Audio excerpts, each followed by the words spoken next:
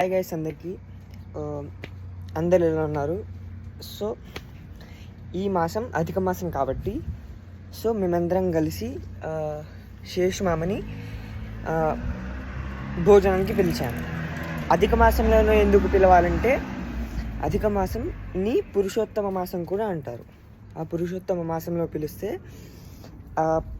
ఇప్పుడు శేషుమామని విష్ణుమూర్తిలా ఊహించుకోవాలి.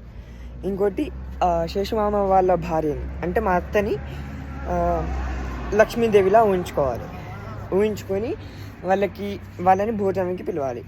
సో ఇవాళ చూద్దాం ఇంట్లో హడావిడి ఎట్లుంది. విశ్వరుతేన మిత్రావరుణాసచేతే అపోపసదక్షిణతాంబూలాని దద్యాత్.